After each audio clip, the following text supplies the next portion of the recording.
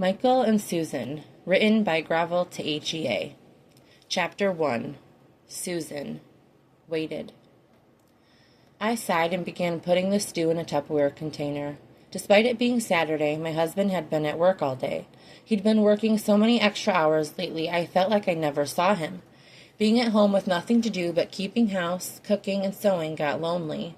My friends were busy with their children, but Michael and I hadn't been so blessed yet, even though we'd been married 4 years.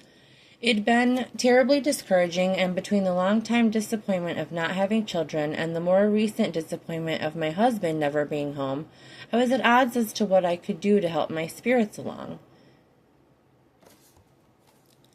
I needed something more than volunteering at church on 3 different committees.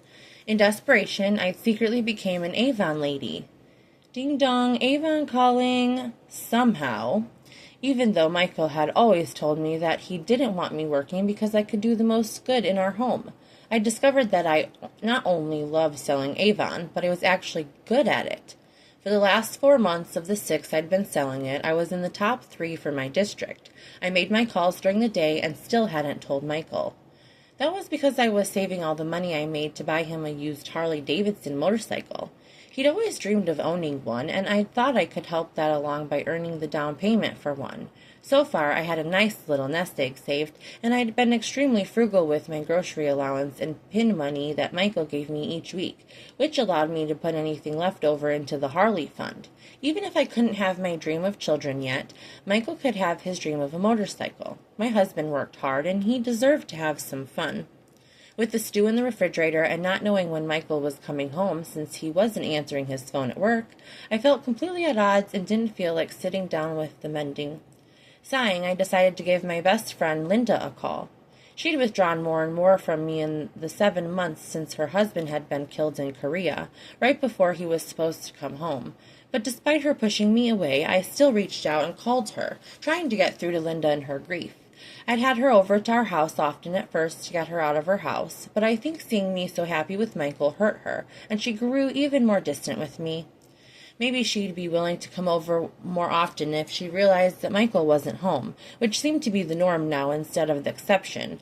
I was hoping she'd eventually meet someone who would help spark her interest in life again, because she was honestly one of the most beautiful women I knew, with her lush brown hair and hourglass figure.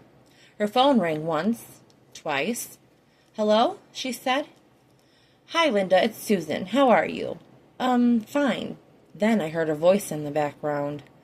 "Just finished painting the garage, Linda. Smells good in here. Dinner ready yet? Oh, sorry. Didn't realize you were on the phone." I knew that voice. "Is that Michael?" I asked her, swallowing hard. I gripped the phone tighter, waiting for her to confirm that what I already knew.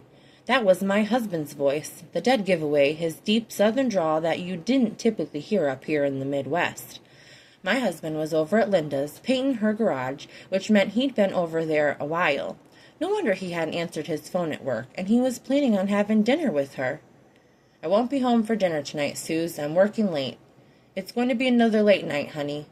Go ahead and eat without me. I'm not getting out of here any time soon." From there, it didn't take me long to figure out that Linda had begun to distance herself around the same time that Michael had begun working late. Linda sucked in a breath and hung up on me, and I didn't bother calling her back. Since Michael had our car, I couldn't exactly go running to the other side of town where she lived and confront the two of them. Instead, I sat on the couch and waited for Michael to come home.